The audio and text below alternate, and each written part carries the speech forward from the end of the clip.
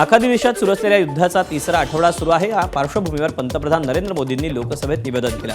या युद्धामुळे भारतासमोर अनेक अडचणी उभ्या झाल्या असल्याचं मान्य करताना भारतातच गॅस उत्पादन वाढवण्यावर सरकार काम करते याची माहिती पंतप्रधान मोदींनी दिली। तसंच भविष्यात इंधन संकटाचा सामना करावा लागू नये यासाठी सरकार प्रयत्नशील असल्याचंही मोदी म्हणाले।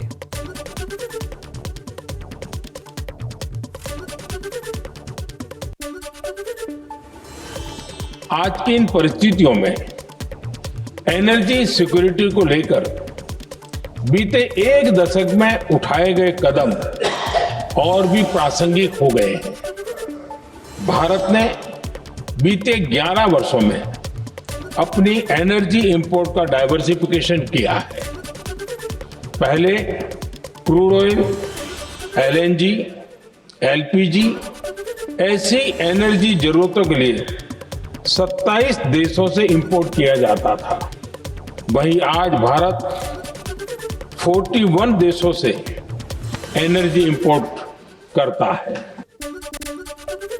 पंतप्रधानांच्या निवेदनावर विरोधकांनी निशाणा साधला। पंतप्रधानांनी काही नवी माहिती दिली नाही, मात्र आम्ही दिलेल्या निवेदनावर चर्चा व्हायला हवी अशी प्रतिक्रिया खासदार प्रियंका गांधींनी दिली। तर ठाकरेंच्या सेनेचे खासदार अरविंद सावंतांनी देखील निशाणा साधला। उन्होंने कहा और देश को अवगत किया है कि परिस्थितियां क्या हैं। कुछ ज़्यादा नई बात नहीं कही है, लेकिन हमने जो नोटिस दिया है डिस्कशन के लिए, वो डिस्कशन होना चाहिए ताकि हम भी जवाब दे पाएँ, पूरा सबके पक्ष सामने आए। मेरे ख्याल से वो अच्छा रहेगा कि डिस्कशन हो पार्लियामेंट में इस पर। किसी भी तरह से देश करके हम एक है, सवाल ही नहीं आता। हम इनसे सवाल पूछते, बाहर नहीं, बाहर लोगों से ये कि हम देश के, जब भी देश के प्रधानमंत्री हो हम आपके साथ है, कोई दिक्कत ही नहीं, कोई सवाल ही नहीं मन में आता है।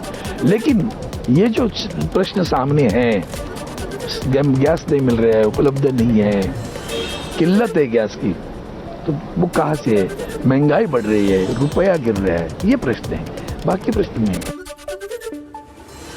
आखाती युद्धाचा एअर इंडियाला जबर फटका बसला। युद्धामुळे गेल्या 3 आठवड्यात पश्चिम आशियाकडे जाणारी जवळपास 2,500 उड्डाणं कंपन्यांनी रद्द केली आहेत। सध्या पश्चिम आशियात एअर इंडिया नेहमीच्या वेळापत्रकाच्या केवळ 30% उड्डाणं करत आहे। दरम्यान या युद्धामुळे एअर इंडियाला नेमका किती आर्थिक फटका बसला हे अजून समोर आलेलं नाही। युद्धामुळे आखाती देशांनी हवाई निर्बंध घातल्यानं जगभरातील हवाई वाहतूक कोलमडली। पश्चिम आशिया हा भारताच्या विमान कंपन्यांसाठी सर्वाधिक व्यग्र प्रदेश आहे। भारताला युरोप, आफ्रिका आणि उत्तर अमेरिकेशी जोडणारा हा प्रमुख हवाई मार्ग आहे। हा मार्ग सध्या बंद असल्यानं एअर इंडियावर याचा विपरीत परिणाम होतोय। घरगुती गॅस सिलेंडरच्या वितरणात महत्त्वाचा बदल करण्यात आला। घरगुती गॅस सिलेंडर नागरिकांना अर्ध्याच वजनाचा मिळणार आहे। घरगुती वापराचा गॅस सिलेंडर 14.2 किलोच्या प्रमाणात नागरिकांना देण्यात येतो। मात्र आता हा घरगुती वापराचा गॅस 8 ते 10 किलोच्या प्रमाणात नागरिकांना देण्यात येणार आहे। सिलेंडर तोच राहणार आहे, मात्र त्यामध्ये गॅस 8 ते 10 किलोच्या प्रमाणात भरण्याचे आदेश सरकारनं गॅस कंपन्यांना दिले।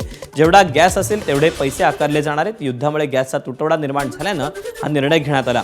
आता भरून तयार झालेले 14.2 किलोचे सिलेंडर संपले की नवीन सिलेंडर 8 ते 10 किलोच्या प्रमाणात भरण्यात येणार आहेत।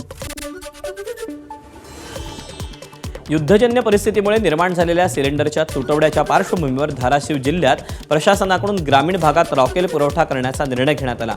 नवीन धोरणानुसार ग्रामीण भागात 45 दिवस घरगुती गॅस सिलेंडर उपलब्ध होणार नाही। त्यामुळे नागरिकांची गैरसोय टाळण्यासाठी रॉकेल पुरवठा करण्याचा निर्णय घेण्यात आला। जिल्ह्यातील अंत्योदय आणि प्राधान्य असलेल्या जवळपास 7,24,000 कुटुंबांना रॉकेल पुरवठा होणार आहे। जिल्हा पुरवठा विभागाकडून पात्र लाभार्थ्यांची माहिती गोळा करण्याचं काम सुरू आहे। जिल्हा प्रशासन आणि राज्य पुरवठा विभाग यांच्यात कॉन्फरन्सद्वारे अंतिम धोरण निश्चित केलं जाणार आहे। मुंबईतील प्रसिद्ध नॅशनल साऊथ इंडियन हॉटेलमध्ये गॅस नसल्यामुळे केवळ ब्रेड आणि बटर दिले जात आहेत। हॉटेलमध्ये इंडक्शन बसवण्यात आले असले तरी मोठ्या प्रमाणात स्वयंपाक करणं शक्य होत नाहीये। यासंबंधी हॉटेलच्या प्रवेशद्वारावर एक फलकही लावण्यात आलेला आहे। राज्य सरकार सतत म्हणत आहे की कमर्शियल गॅसची प्रॉब्लेम नाही आहे, पण मुंबईच्या प्रत्येक रेस्टॉरंटमध्ये गॅस कमतरताची जी स्थिती आहे। व्यावसायिक गॅस तुटवड्याचा फटका आता छोट्या व्यावसायिकांना बसायला सुरुवात झाली। कोल्हापुरातील अनेक नाश्ता सेंटर आणि चहाच्या गाड्या बंद ठेवल्यात। व्यावसायिक गॅस पुरवठा पूर्णतः थांबवल्यानं ही झळ बसली। घरगुती गॅस सिलेंडर व्यावसायिक कारणासाठी वापरल्यास जिल्हा प्रशासनाकडून कारवाई करण्यात येते। त्यामुळे घाबरून छोटे व्यावसायिक कोणतेही रिस्क घेत नाहीत। त्यामुळे गदबदलेल्या नाश्ता पॉइंटच्या ठिकाणी शुकशुकाट पाहायला मिळतोय. व्यावसायिक गॅस सिलेंडर मिळत नसल्यानं त्याचा फटका आहे तो जे छोटे व्यापारी आहेत, व्यावसायिक आहेत, त्यांना बसायला सुरुवात झालेली आहे. कोल्हापूर शहरामध्ये काही ठराविक ठिकाण आहेत ज्या ठिकाणी स्नॅक्सचे पॉईंट म्हणून ओळखले जातात, ज्या ठिकाणी प्रचंड गर्दी असते नागरिकांची सकाळच्या सत्रामध्ये नाश्त्यासाठी.